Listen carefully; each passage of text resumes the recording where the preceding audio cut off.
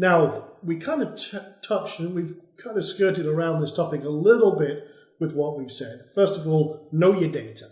Yeah. If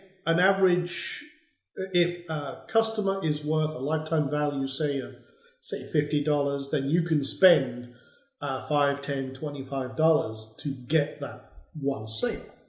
So, knowing your numbers is important, but we talked about sales versus leads. Mm-hmm. And we talked about website click campaigns versus conversion campaigns.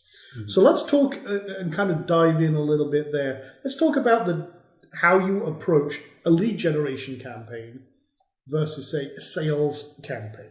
Mm-hmm. How do you approach and structure those, and what have you seen that really works with Facebook ads and campaigns that you've worked with that have, say, hey, this has knocked it out of the park. This funnel, this flow, this process, this engagement. Kind of dive into that a little bit for us. Sure. So let's start with the lead campaign, right? So before I jump into a lead magnet, checklist, action plan type of campaign, first off, I have to ask the client, first off, have you ever advertised to your customer? Meaning, have you ever used this account before? That's important.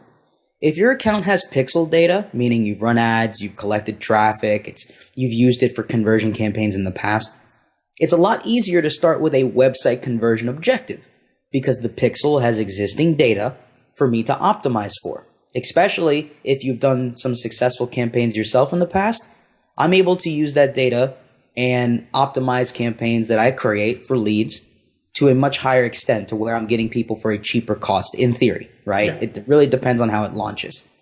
But if you have a brand new account and you've never run campaigns before, you have to start with clicks to website.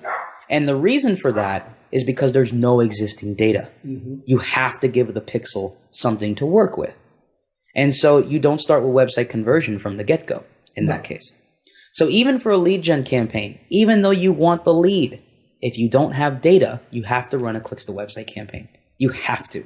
That's my opinion, but I just know from all my experience and the amount of money I've spent that you have to use clicks to website first if you don't have data. If you have an account with data, you start with website conversion, and then it's just a matter of monitoring your numbers and optimizing from there. And so I always start with clicks to website if it's new, website conversion if the account's just aged. And that's how you can get started.